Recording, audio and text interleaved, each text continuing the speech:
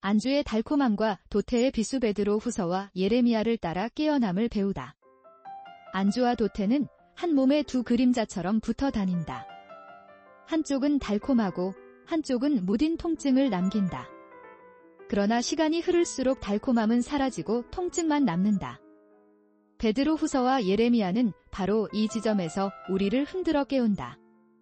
지금 여기에 안주할 것인가? 아니면 깨어나 자라갈 것인가? 두 문헌은 서로 다른 시대의 호흡을 담고 있으나 인간이 자기 자신을 방치할 때 어떤 쇠락이 시작되는지, 또한 슬픔의 자리에서 어떻게 소망이 다시 점화되는지를 응시한다. 이 글은 안주가 왜 도태로 이어지는지, 그 내면의 역학을 성경 본문을 통해 성찰하며 깨어남과 성장의 길을 모색한다. 1. 안주의 첫 유혹, 이미 충분하다는 작은 거짓. 안주의 마음은 대개 작은 균열에서 시작된다. 성취가 전혀 없어서가 아니라 오히려 무엇인가를 이룬 직후 이 정도면 됐다라는 자기 위안이 생길 때 열린다. 베드로 후서는 이런 정서를 날카롭게 파고든다. 그의 신기한 능력으로 생명과 경건에 속한 모든 것을 우리에게 주셨으니 라는 문장은 이미 받은 은혜와 가능성의 풍성함을 말하면서도 곧바로 그것이 정체의 근거가 아님을 분명히 한다. 베드로 후서 1장 3절. 주어졌다는 사실은 멈춤의 이유가 아니라 성장의 이유다. 이어지는 구절은 그러므로 더욱 힘써 너희 믿음의 덕의 지식을, 사랑을 더하라 라고 말한다. 베드로 후서 1장 5대 7절. 더한다는 말의 반복은 곧 성장의 명령이다. 가진 것을 보존하는 태만이 아니라 가진 것을 확장하는 경성이다. 안주가 이미 충분하다는 착각이라면 도태는 그래서 더할 것이 없다는 결론이다. 베드로 후서는 이 결론을 정면으로 거부한다. 성장은 단지 의욕의 문제가 아니다. 그의 보배롭고 지극히 큰 약속 재참여함으로 신성한 성품에 참여하는 초대 자체가 성장의 원천이다. 베드로 후서 1장 4절. 다시 말해, 외부 환경의 팬데믹이나 경기 변동, 조직의 구조적 조건 같은 외적 요인만이 성장을 가로막는 게 아니라 내적 약속을 가까이 두지 않는 태도가 우리를 가라앉힌다. 약속과 참여, 더함과 경성기 네 단어는 안주를 밀어내는 내적 구조다. 안주가 달콤할수록 약속을 기억하는 능력이 퇴화하고 그 퇴화가 곧 도태의 능선이 된다. 이러하여 너희에게 없으면 너희가 우리 주 예수 그리스도를 알기에 게으르고 열매 없게 되리라. 베드로 후서 1장 8절. 열매 없음은 우연이 아니라 더하지 않음의 필연이다. 2. 도태의 얼굴, 흐릿해진 시력과 잊혀진 빛. 도태는 흔히 외부 변화에 적응하지 못하는 기술의 문제로 환원되지만 베드로 후서는 내면의 시력 문제로 본다. 이것이 없는 자는 소경이라 멀리 보지 못하고 그의 옛죄가 깨끗하게 된 것을 잊었느니라. 베드로 후서 1장 9절. 여기서 소경은 단지 정보나 기술의 부족이 아니다. 무엇이 중요하고 무엇을 향해 나아가야 하는지 그 방향 감각이 사라진 상태다. 멀리 보지 못한다는 말은 장기 목표를 상실한 현재 몰입의 중독을 뜻한다. 오늘의 편안함은 쉽게 내일의 안전을 약탈한다. 그리고 짖었다는 진술이 찌른다. 잊음은 게으름과 친하다. 과거의 구원, 과거의 시작, 과거의 결단이 시간 속에서 희미해질 때 사람은 더하지 않고도 된다는 자기 논리를 세운다. 그 논리는 곧 도태의 논리다. 이 대목에서 예레미야의 목소리가 겹쳐진다. 예언자는 회복의 불씨를 흙 속에서 찾듯 발견한다. 여호와의 인자와 긍휼이 무궁하심으로 우리가 진멸되지 아니함이니이다. 이것이 아침마다 새로우니 주의 성실이 크시도소이다. 예레미야애가 3장 22대 23절. 도태의 시면을 구원하는 것은 새로움의 회복이다. 새로움은 사건이 아니라 성실에서 나온다. 매일 같은 시간 떠오르는 해처럼 약속의 성실함이 사람의 새로움을 가능케 한다. 안주가 달콤한 이유는 오늘의 평온이 내일도 보장될 것처럼 느끼게 해주기 때문이다. 그러나 예레미야는 정반대로 말한다. 내일의 새로움은 오늘의 성실에서 온다. 성실은 감정의 고향이 아니라 약속을 붙드는 반복이다. 이 반복은 안주의 반복과 다르다.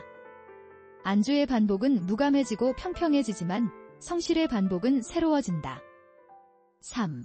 고통의 기억과 깨어남, 잊기와 기억하기의 싸움.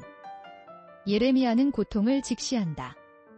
내 고초와 재난고 쑥과 담즙을 기억하소서. 내 마음이 그것을 기억하고 내가 낙심하였사오나. 예레미야애가 3장 19대 20절.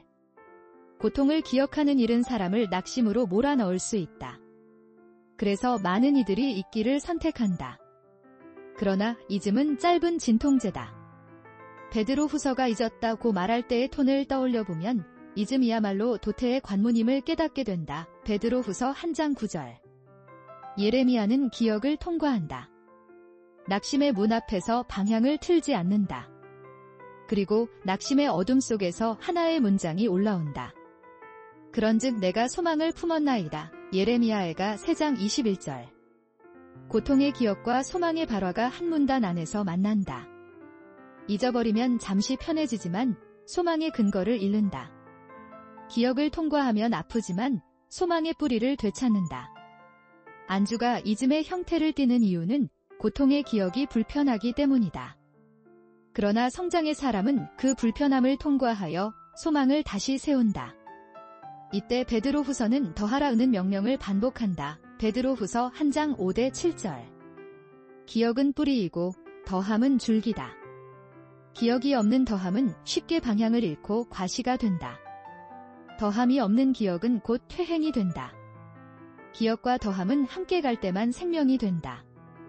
예레미야가 말하는 아침의 새로움은 기억의 밤을 통과한 후 도착한다. 예레미야애가 3장 22대 23절. 한밤의 기억을 피해간 사람은 새벽의 약속을 누리지 못한다. 4. 자기 기만을 벗기는 문장들.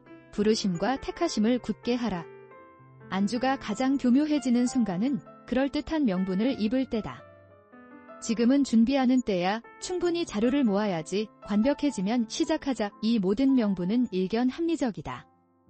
그러나 베드로 후서는 다른 곳을 가리킨다.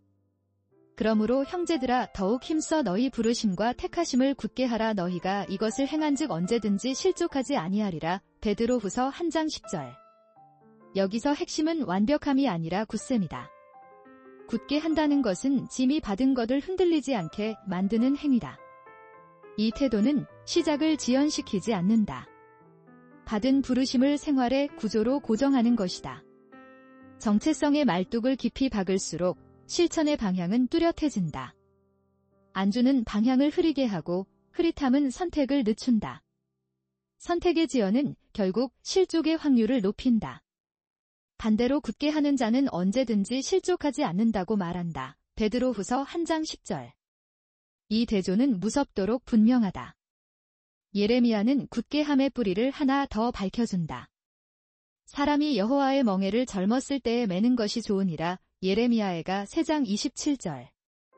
멍에란 곧 질서와 훈련이다. 젊을 때의 멍에는 자발적 경계선이다. 안주가 장기적으로 위험한 이유는 경계선을 무디게 만들기 때문이다.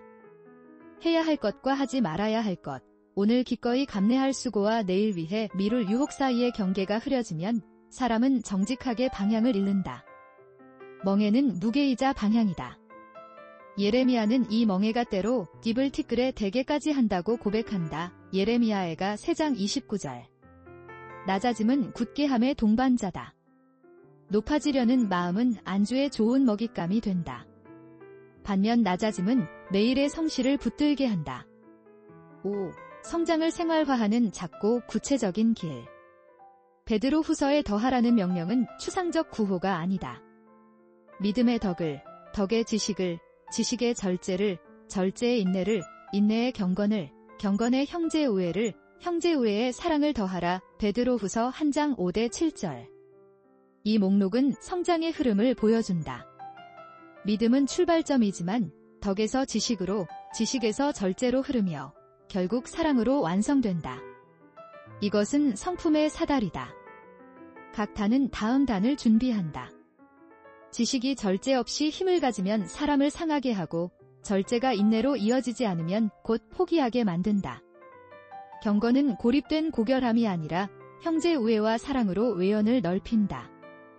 이 과정은 개인주의적 성취가 아니라 관계적 완성이다. 도태는 종종 관계의 단절에서 시작한다. 사랑을 잃으면 배우려는 마음도 사라지고 우애가 식으면 인내의 이유가 줄어든다. 반대로 사랑은 인내의 연료다. 사랑이 있을 때 사람은 더디더라도 돌아온다. 예레미야는 이 과정의 동력으로 주의 성실들 놓는다. 예레미야애가 3장 23절. 성실은 감정이 좋은 날에만 작동하는 문장이 아니다. 감정이 지하로 내려간 날에도 행동을 끌어올리는 줄이다. 그러므로 성장을 생활화하려면 성실을 습관으로 심어야 한다. 하루의 가장 처음과 마지막을 약속의 문장으로 여닫는 일기를 태면 아침마다 주의 인자와 긍휼이 아침마다 새롭다는 사실을 의식적으로 떠올리는 루틴은 안주의 잠을 깨우는 종소리다. 예레미야애가 3장 22대 23절. 밤에는 사람이 여호와의 멍에를 젊었을 때에 매는 것이 좋으니라 우는 문장을 스스로에게 건네며 오늘 감당한 작은 멍에를 확인한다. 예레미야애가 3장 27절. 루틴은 감정을 이기는 달이다. 6. 후퇴의 유혹과 회개의 길, 돌아서기 위한 바닥. 안주에서 도태로 미끄러지는 길에서 가장 늦게까지 남는 변명은 아직은 괜찮다는 자기진정이다. 그러나 예레미야는 바닥을 인정하는 데서 시작한다. 사람이 여호와의 구원을 바라고 잠잠히 기다림이 좋도다. 예레미야애가 3장 26절. 잠잠함은 체념이 아니라 자기 과장의 침묵이다. 모든 것을 즉시 해결하려는 조급함은 안주 못지않게 위험하다. 잠잠함 속에서 사람은 본질로 돌아간다. 구원을 바란다는 말은 스스로의 힘만으로는 회복할 수 없음을 인정하는 고백이다. 이 고백은 곧 방향을 바꾼다. 베드로후서의 언어로 말하자면 갑자기 부유해지려는 지식 대신 긴내를 더하는 지식으로 돌아오는 것이다. 베드로후서 1장 6절. 성장의 속도보다 방향이 먼저다. 방향이 바르면 속도는 언젠가 따라온다. 또한 베드로후서는 사랑으로 사다리를 마무리한다. 베드로후서 1장 7절. 회개는 개인의 영적 개선 프로젝트가 아니다. 사랑으로 끝나지 않는 회개는 쉽게 도덕적 자부심으로 굳어져 또 다른 안주를 낳는다. 사랑은 타자와의 관계 속에서 스스로를 깨뜨리는 힘이다. 우애는 감당해야 할 구체적 얼굴들을 떠올리게 만든다. 이 얼굴들이 있을 때 사람은 게으름을 변명으로 포장하기 어려워진다. 사랑을 향해 마지막 단을 오르는 손발의 떨림은 성장이 두려움을 이기는 순간이다. 7. 기억의 재배열, 잊지 않음이 만드는 내일. 도태를 멈추고 성장으로 전환하려면 무엇을 기억할 것인지 재배열해야 한다. 예레미야는 고초와 재난을 기억한다고 말하지만 그 기억을 소망의 창으로 바꾼다. 예레미야애가 3장 19대 21절. 기억의 초점은 상처의 선명함이 아니라 성실의 지속성이다. 주의 인자와 긍휼 뒤 무궁하다는 토대 위에서 고통조차 소망의 문장이 된다. 예레미야애가 3장 22대 23절. 베드로후서는 과거의 정결함을 잊은 자를 멀리 보지 못하는 자라고 경고한다. 베드로후서 1장 9절. 그러므로 기억해야 할 것은 두 가지다. 하나, 시작의 은혜. 둘, 끝의 사랑. 시작을 잊으면 오늘의 의미가 사라지고 끝을 잊으면 오늘의 방향이 사라진다. 시작과 끝 사이를 잇는 것은 성실이다. 성실은 어제의 작은 승리를 과장하지 않고 내일의 큰 걱정을 앞당기지 않는다. 오늘의 한 단을 정확히 오른다. 이것이 축적되면 베드로후서가 약속한 결과가 나타난다. 이것이 너희에게 있어 흡족한지라 너희로 우리 주 예수 그리스도를 알기에 게으르지 않고 열매 없는 자가 되지 않게 하려 함이니라. 베드로후서 1장 8절. 열매 없음이 도태의 다른 이름이라면 열매 맺음은 안주의 반대말이다. 열매는 결과지만 동시에 과정의 증언이다. 덕이 지식으로, 지식이 절제로, 절제가 인내로 흘렀다는 증언. 예레미야의 표현으로 바꿔 말하면 아는 밤을 지나 아침이 새로웠다는 증언이다. 예레미야애가 3장 22대 23절. 8. 견딤의 미학, 낮아짐, 잠잠함, 그리고 우직함. 성장은 화려한 돌파보다는 우직한 견딤의 기술과 닮아 있다. 예레미야는 고통의 자리에서 잠잠히 앉아있으라고 말한다. 예레미야애가 3장 28절. 잠잠함은 도태의 관조가 아니다. 그것은 마음을 흐트리는 시끄러운 변명을 가라앉히고 지금 해야 할 단 하나의 선을 선택하는 상태다. 또한 그의 입을 티끌에 대게 하라고 말하는데 이는 굴욕이라기보다 낮아짐을 통해 사람을 비워내려는 훈련이다. 예레미야애가 3장 29절. 낮아짐은 배우는 자세의 다른 이름이다. 배우려는 마음이 꺼질 때 안주는 곧장 들어와 눕는다. 반대로 낮아짐은 배우려는 갈증을 되살린다. 베드로 후서가 제시한 사다리의 가운데에 자리한 단어가 절제 와긴네라는 사실은 의미심장하다. 베드로 후서 1장 6절. 절제는 하고 싶은 일을 줄이는 힘이 아니라 해야 할 일을 더 크게 만드는 기술이다. 인내는 시간을 붙드는 끈기다. 두 단어 사이에서 사람은 파열음 대신 지속음을 배운다. 지속음은 예레미야가 말한 아침마다 새로움과 잘 맞물린다. 예레미야애가 3장 23절. 어제의 절제가 오늘의 인내를 낳고 오늘의 인내가 내일의 사랑을 부른다. 이 느린 연쇄가 삶을 바꾼다.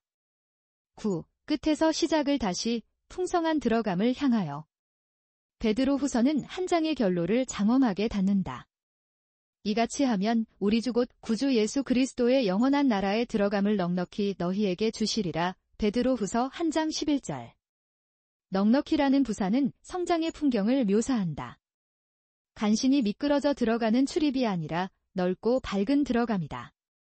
이 풍경은 안주의 소소한 즐거움과 비교 불가하다. 안주는 오늘을 안전하게 보이는 작은 울타리로 묶지만 성장은 내일을 넓게 여는 문을 만든다. 예레미야의 언어로 말하면 여호와는 나의 기업이시니 그러므로 내가 그를 바라리라는 고백이 삶의 중심에 놓일 때 사람은 그 기업을 향해 걸음을 옮긴다. 예레미야애가 3장 24절. 기업은 안정이 아니라 방향이며 소유가 아니라 신뢰다. 이 신뢰가 있을 때 사람은 더할 수 있고 더할 때 사람은 안주를 벗어난다. 10. 오늘을 여는 한 문장. 안주와 도태 사이에는 아주 얇은 막이 있다. 막을 찢는 것은 거대한 결심보다 매일의 성실과 낮아짐, 그리고 사랑을 향해 한 단을 오르는 습관이다. 베드로 후서의 사다리를 따라 오늘 하나를 더하고 예레미야의 새벽을 붙들어 오늘 하나를 새롭게 하라.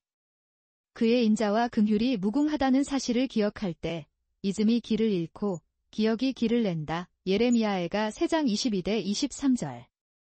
그리고 부르심과 택하심을 굳게 할 때 실족은 자리를 잃고 걸음은 다시 생기를 얻는다. 베드로 후서 1장 10절. 안주의 달콤함을 넘어서 풍성한 들어감을 바라보는 길 위에서 사람은 도태가 아니라 성숙으로 나아간다. 오늘 영상은 불경, 성경 그리고 고전 도서에서 얻은 통찰력을 바탕으로 제작한 콘텐츠입니다. 생성형 인공지능의 도움을 받아 다양한 관점으로 고민들에 대해 탐구해 보았습니다. 하지만 이 과정에서 출처나 내용이 부족할 수 있음을 양해해 주시기 바랍니다. 여러분의 생각이나 의견이 궁금합니다. 이 주제에 대해 어떻게 느끼셨는지 댓글로 남겨주시면 감사하겠습니다. 영상이 유익하셨다면 좋아요와 구독 버튼을 눌러주시고 알림 설정도 잊지 마세요. 다음 영상에서 또 만나요.